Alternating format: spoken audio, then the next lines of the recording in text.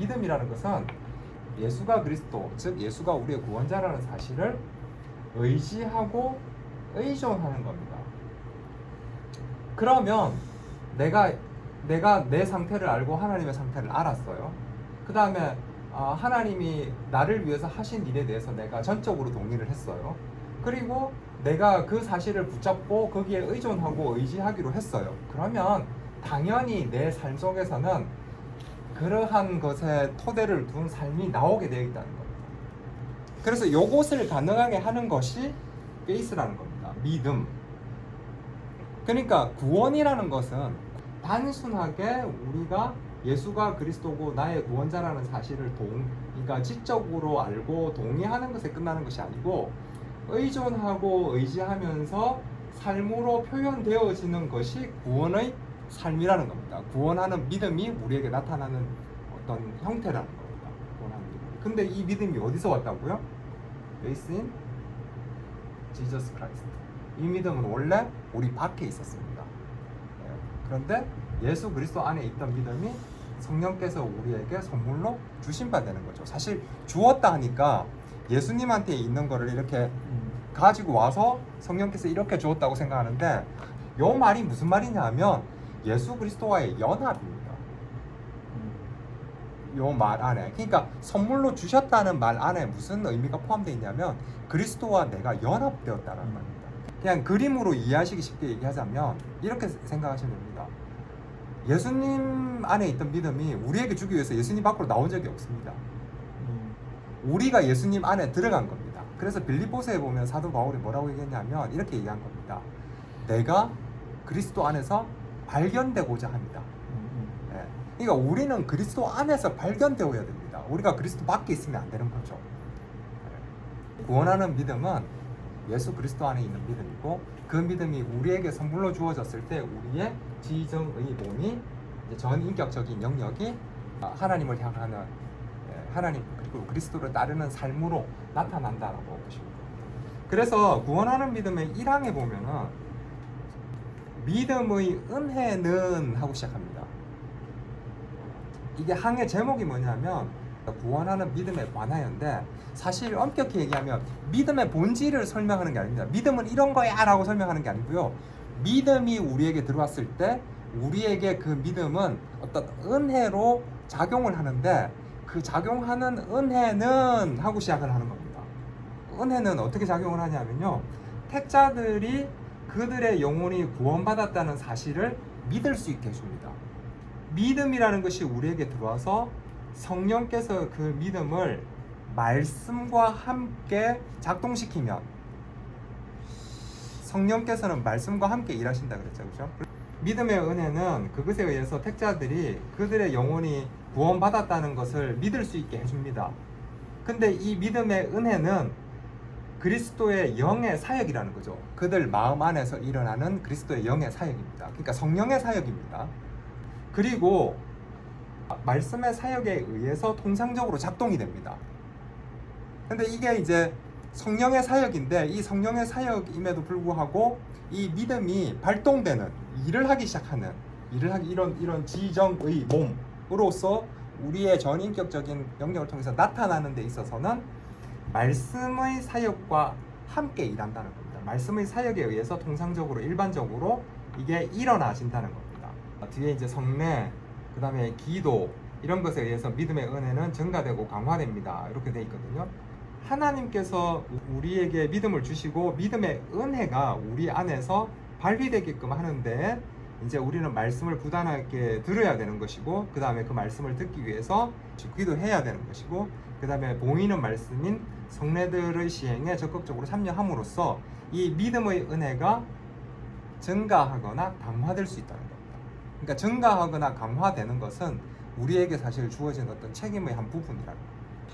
그래서 믿음을 우리에게 선물로 주시고 이제 믿음을 네가 써봐 이러시지 않는다는 겁니다.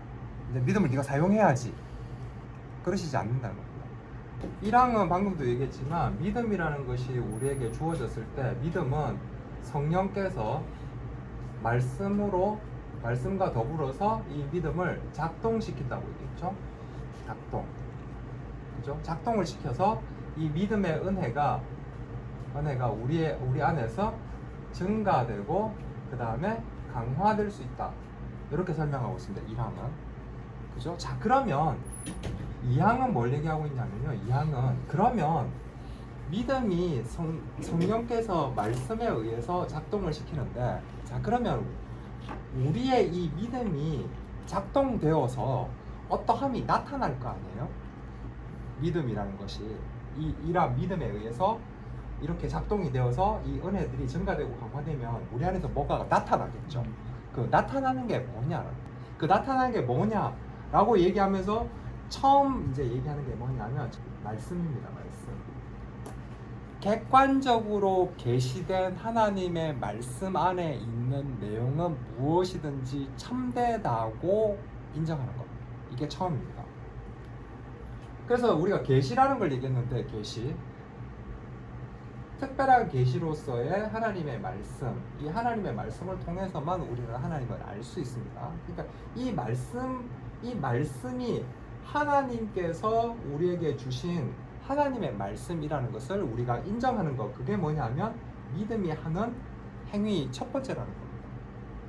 그렇기 때문에 또 이 믿음은 이 말씀을 토대로 해서 발휘가 된다는 겁니다. 말씀을 토대로 하지 않는 믿음이 발휘가 되느냐? 그런 건 없다는 겁니다. 이 신앙 고백을 정리하신 분들의 논리에 의하면, 우리 신앙의 선배들은 이 항에서 뭐라고 얘기하냐면, 이 믿음이 우리 안에 들어오면 객관적인 계시인 말씀이 하나님의 권위에 의해서 하나님께서 주신 객관적인 말씀이라는 것을 인정하기 때문에 그 말씀은 무엇이든지 참되다고 인정하는 겁니다. 그 믿음이 하는 게 그것이 1번입니다. 자, 그러면 말씀 안에는 여러 가지 내용들이 있겠죠. 예를 들어서 권면의 말씀도 있을 거고요, 그죠? 위로의 말씀도 있을 것이고, 그 다음에 경고의 말씀도 있을 것이고, 그렇죠? 약속의 말씀도 있을 것이고. 그러니까 그 말씀들의 특별한 단락이 포함하는 것에 따라서 다르게 행동이 나올 수 있다는 겁니다.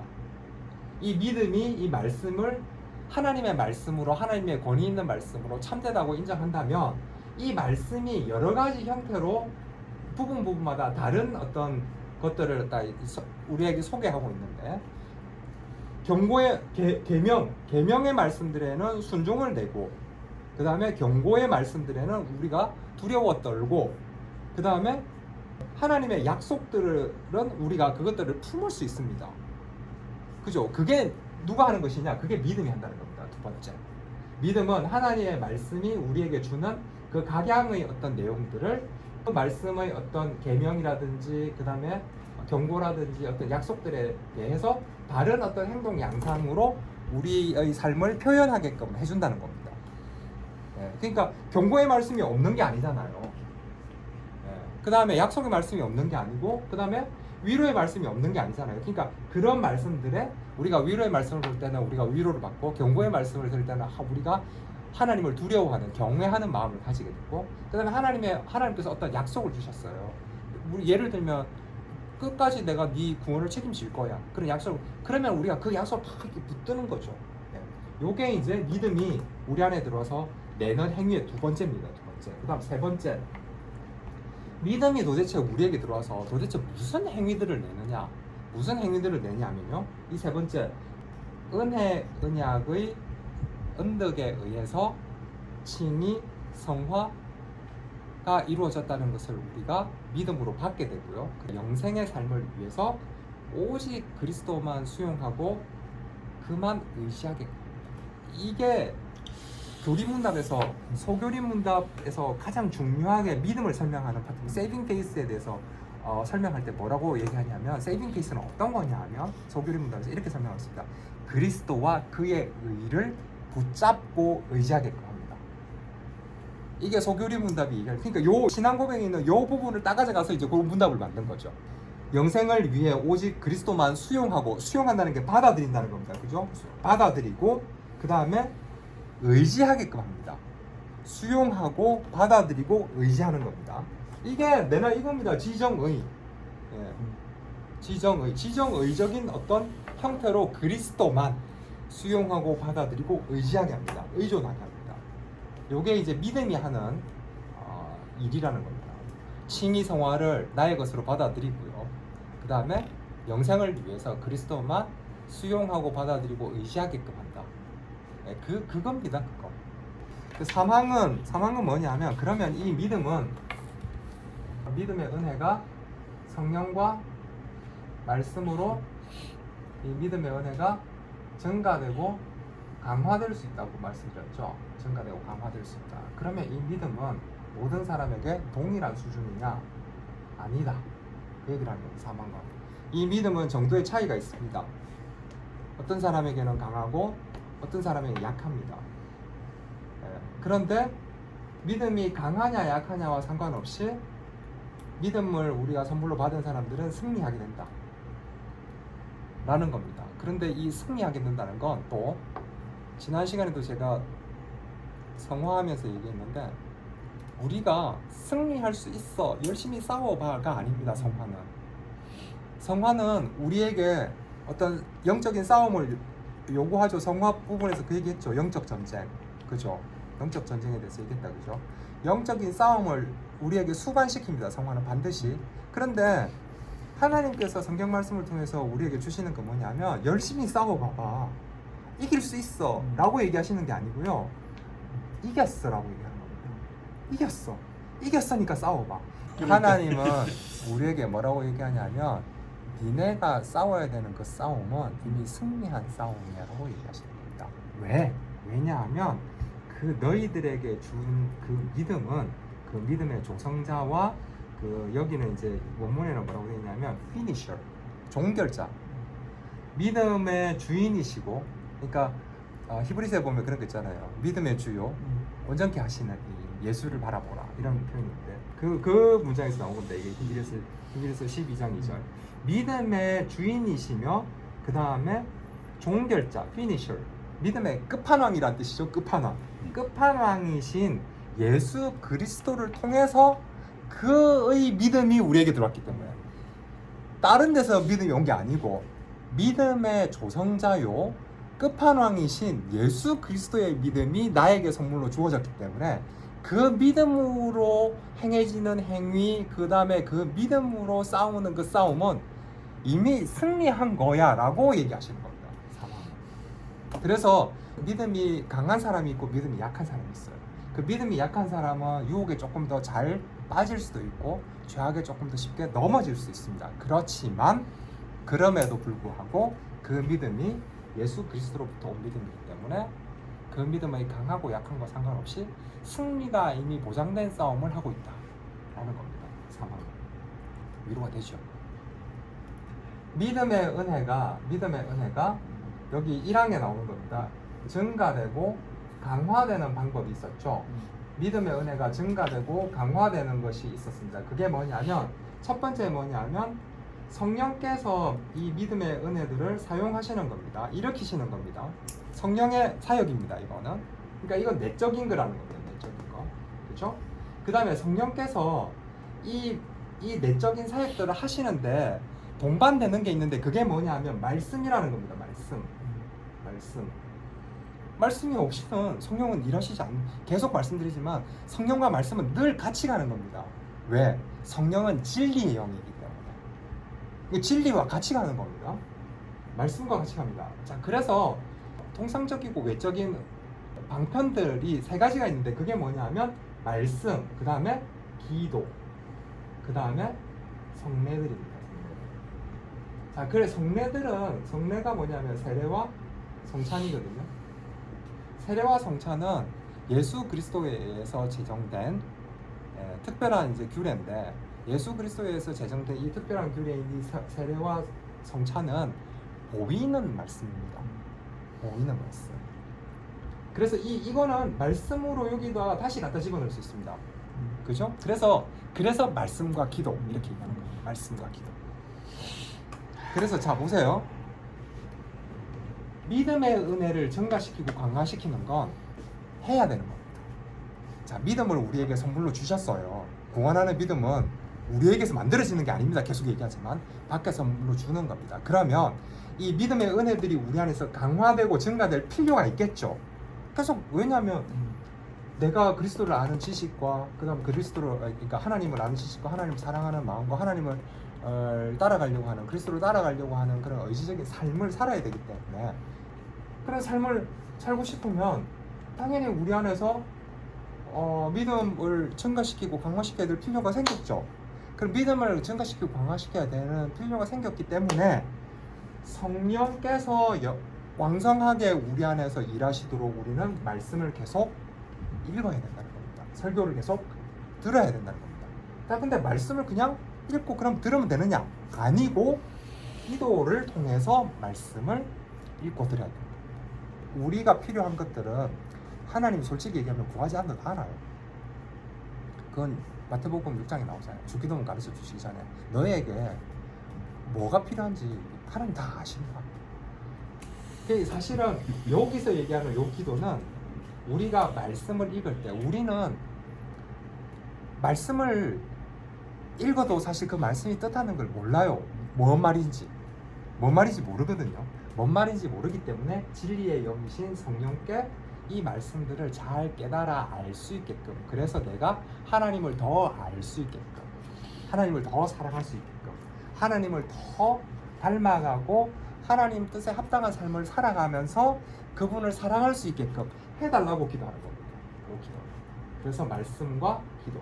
그래서 교리문답서에 그게 나오는 겁니다. 우리 그리스도의 구속을 우리에게 적용시키는 데 있어서 통상적이고 외적인 은혜의 방편들이 있는데 그게 뭐냐? 그게 말씀, 기도, 성례들. 자, 믿음이 우리에게 주어졌어요. 믿음이 우리에게 주어지면 믿음은 다시 얘기했지만 우리의 영적 감각기관이다. 감각기관. 그죠? 못 보던 것을 보게 하고 못 듣던 것을 듣게 하고, 그죠? 그래서 우리가 못 깨달았던 것을 깨닫게 해줍니다. 그러면은 영적 감각기관에서 믿음이 우리에게 주어지면 우리가 못 보던 것을 보게 됩니다. 하나님을 보게 되고 우리의 실상을 보게 됩니다. 비참한 실상. 그죠? 그러면은 우리에게서 어떤 마음이 생기냐면 하나님의 거룩함과 의로움과 완전하심을 추구하고 사모하게 됩니다. 그죠? 그렇잖아요? 그래서 하나님의 거룩함과 의로움과 완전하심을 추구하고 사모하게 되는 이게 뭐냐면 회개입니다. 그래서 믿음이 주어지면 회개가 반드시 일어납니다. 그래서 믿음과 이 처음 일어나는 요 회개를 합쳐서 우리가 뭐라고 얘기하냐면 회심이라고 얘기합니다. 회심. 그리고 요렇게 회개를 했다고 해서 요 회개 한 번으로 끝나는 것이 아니고 우리가 살면서 지속적이고 반복적으로 우리의 삶 속에서 회개의 삶이 나와야 된다는 거예요. 돌이킴의 삶이. 구원파는 이게 없습니다. 이게. 끝. 네. 여기서 끝입니다. 여기는 보면 믿음을 구원하는 믿음이라고 했잖아요. 신앙 고백은 회개를 뭐라고 설명하냐면 생명으로의 회개. 생명으로의 회개. 돌이킨다는 말이 무슨 말이냐면 우리가 하나님의 생명의 방향으로 돌이킨다는 것입니다. 그래서 생명으로의 회개. 그러니까 이 회개가 일어나지 않는데 그 사람에게 영생이 주어졌을 리가 없고, 영생이 주어졌는데 회개가 일어나지 않을 리가 없고, 그리고 영생의 삶을 살고 있는 사람이 삶의 중간중간에 자기의 삶을 점검하는 회개의 순간들이 없을 리가 없다는 겁니다.